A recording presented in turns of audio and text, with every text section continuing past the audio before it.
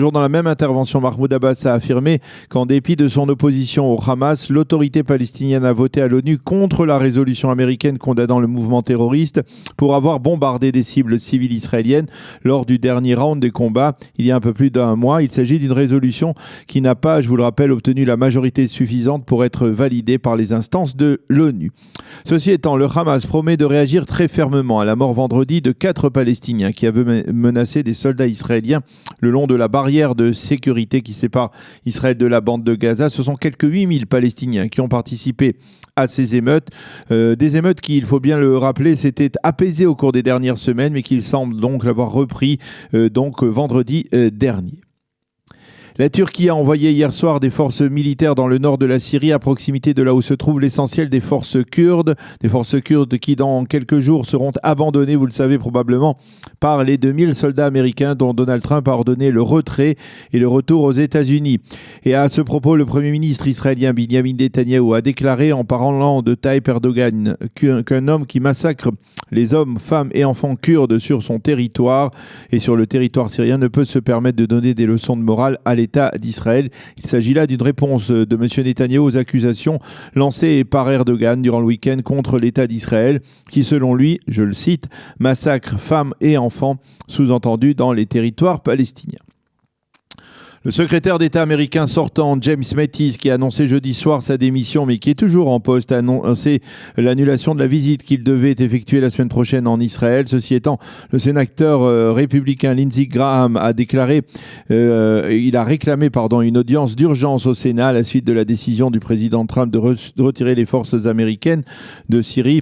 Une décision qui, il faut bien l'avouer, suscite de très vives critiques au sein de l'administration américaine, au Sénat et au Capitole en particulier. C'est hier que s'est terminée la 16e édition du Bac Bleu-Blanc qui a rassemblé plus d'un millier de lycéens des classes de terminale des 23 écoles juives à Paris, en banlieue et en province. Jeudi soir s'est déroulé le grand happening traditionnel de ce Bac Bleu-Blanc dans l'enceinte du Binyané Haouma à Jérusalem en présence du président de l'agence juive Yitzhak Herzog, du président du consistoire central Yoel Mergui, du député des Français de l'étranger Meir Habib et d'autres personnalités. Le ministre de l'Éducation et de la diaspora israélien Naftali Bennett devait également être présent, mais il était souffrant. Il s'est contenté d'enregistrer un message vidéo aux jeunes en les encourageant à venir s'installer en Israël et en rappelant qu'il avait pris l'initiative de lancer un programme interministériel visant à améliorer les conditions d'intégration des Olim de France.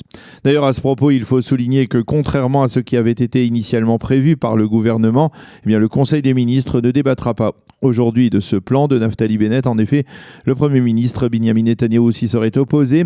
Le débat a été reporté à une date ultérieure.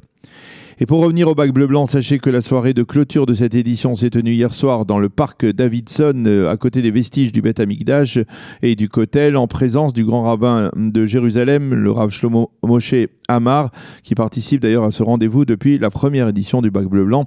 Nous reviendrons sur les conclusions à tirer de ce séjour, de ce programme, avec Eliaou Bellassen, le directeur de l'école Yavneh à Paris, et ce, dans quelques instants, il sera l'invité de notre rédaction. L'un des derniers, ou selon certaines sources, le dernier des combattants de la révolte du ghetto de Varsovie, Simcha Rotem, s'est éteint hier à l'âge de 94 ans. Rotem, qui avait été surnommé dans le ghetto Kadjik, avait combattu durant la révolte, mais il avait également conduit les derniers rescapés de la révolte vers l'extérieur du ghetto via les égouts de Varsovie, après que les Allemands aient décidé de détruire par le feu le ghetto. Il n'avait alors que 19 ans. 2 ans avant la création de l'État d'Israël en 1946, il a fait son aliyah et s'est enrôlé dans les rangs de la Haganah. Par la suite, il a effectué plusieurs missions importantes pour l'État d'Israël. Il sera inhumé demain dans le kibbutz Har-El.